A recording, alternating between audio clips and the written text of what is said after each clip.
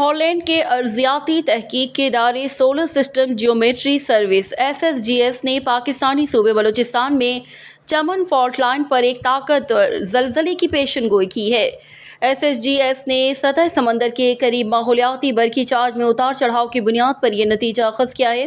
یہ اتار چڑھاؤ زمین کے محور کی گردش سے منسلک ہے۔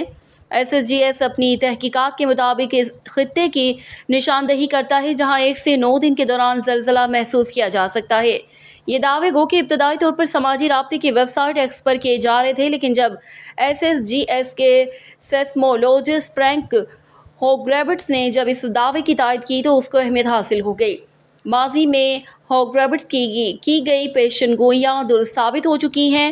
فرینک ہوگریبٹس نے فروری میں ترکی اور شام میں بڑے زلزلے کی پیش گوئی کی تھی۔ ان کی پیش گوئی کے بعد وہاں 7.8 شدت کا زلزلہ آیا تھا، جس کے نتیجے میں 50,000 سے زائد افراد ہلاک ہو گئے تھے۔ انہوں نے 30 جنوری 2023 کو پاکستان، افغانستان، بنگلہ دیش اور چین میں ارضیاتی سرگرمیوں میں اضافے کی پیش گوئی کی تھی، جس کے بعد 7 فروری کو پاکستان میں 6.8 شدت کا زلزلہ آیا تھا، جس کے نتیجے میں 9 افراد ہلاک ہو گئے تھے۔ Supreme court practice and procedure act 2023 کے خلاف دائر 9 درخواستوں پر سماعت کے دوران چیف جسٹس آف پاکستان نے ریمارکس دیے کہ کوشش ہے کہ آج کیس کا اختتام کریں۔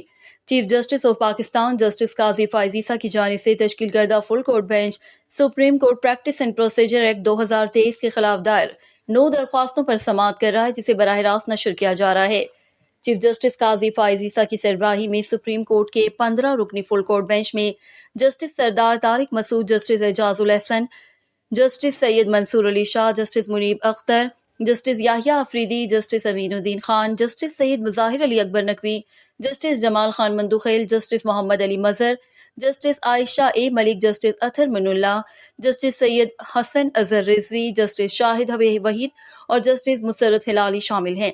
آج سماعت کے آغاز پر چیف جسٹس قاضی فائز عیسیٰ نے کہا کہ قانون سے چیف جسٹس پاکستان اور سپریم کورٹ کے 2 سینئر ترین ججز متاثر ہوئے۔ ان کا کہنا تھا کہ ایک طرف چیف جسٹس کے اختیارات محدود نہیں تو کم ضرور کیے جا رہے ہیں، دوسری طرف وہی اختیارات سینئر بچوں میں تقسیم کیے جا رہے ہیں۔ چیف جسٹس نے کہا کہ یہ قانون مستقبل کے چیف جسٹس اور سپریم کورٹ کے سینئر ججز پر بھی لاگو ہوگا۔ انہوں نے ریمارکس دیے کہ میں نے محسوس کیا ہے کہ انہیں سماعت کرنے والے بینچ کا حصہ نہیں بننا چاہیے، لیکن چونکہ اس نے تمام ججوں کو متاثر کیا، اسی لیے مناسب سمجھا گیا کہ فل کورٹ کیس کی سماعت کرے۔ سابق وزیر داخلہ اور صدر مسلم لیگ نون پنجاب رانا ثناءاللہ نے کہا کہ نواز شریف کی حفاظتی ضمانت کے لیے ہماری قانونی ٹیم نے تیاری مکمل کر لی ہے۔ انشاءاللہ وہ حفاظتی ضمانت لے کر وطن واپس آئیں گے اور عدالت میں سرنڈر کریں گے۔ لاہور میں پریس کانفرنس کرتے ہوئے رانا ثناءاللہ نے کہا کہ پوری قوم نواز شریف کے استقبال کی منتظر ہے، جسے وہ نجات دہندہ سمجھتے ہیں۔ جب پاکستان پر کڑا وقت آیا تو نواز شریف نے قوم کو سرخرو کیا۔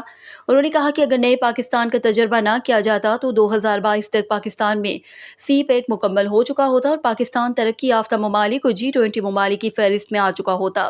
ان کا کہنا تھا کہ بدقسمتی سے 28 جولائی 2017 کو بابا رحمتے کی سربراہی میں جوڈیشل اسٹیبلشمنٹ نے اس وقت کی حکومت کے خلاف فیصلہ دیا اور پاکستان آج تک بحرانی کی کیفیت میں مبتلا ہے۔ صوبہ سندھ کے ضلع سانگڑ میں 9 بچوں کے باپ نے 11 بچوں کی ماں سے پسند کی شادی کر لی۔ میڈیا رپورٹس کے مطابق 47 سالہ رانی بھیل کو 11 بچوں کے ہمراہ ان کے سابقہ شوہر نے گھر سے نکال دیا تھا، جس کے بعد 45 سالہ چیتن نے انہیں اور ان کے بچوں کو آگے بڑھ کر سہارا دیا اور اپنے گھر میں پناہ دی۔ یہ سہارا جلد ہی محبت میں بدل گیا، جس کے بعد رانی بھیل اور چیتن نے عدالت پہنچ کر شادی کر لی۔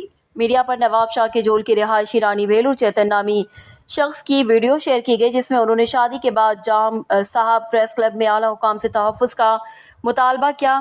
عمر رسیدہ پریمی جوڑا جو اب مجموعی طور پر 20 بچوں کا صاحبان ہے، حکومتی اداروں سے تحفظ کے ساتھ ساتھ مدد کا بھی منتظر ہے۔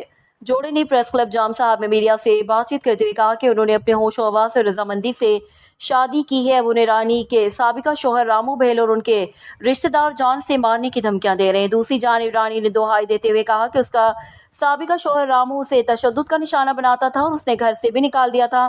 اب انہوں نے شادی کی ہے تو وہ ان کی جان کا دشمن بنا ہوا ہے۔ انہوں نے کہا کہ رامو اور اس کے رشتہ داروں کے خوف سے وہ در بدر کی زندگی گزارنے پر مجبور ہیں۔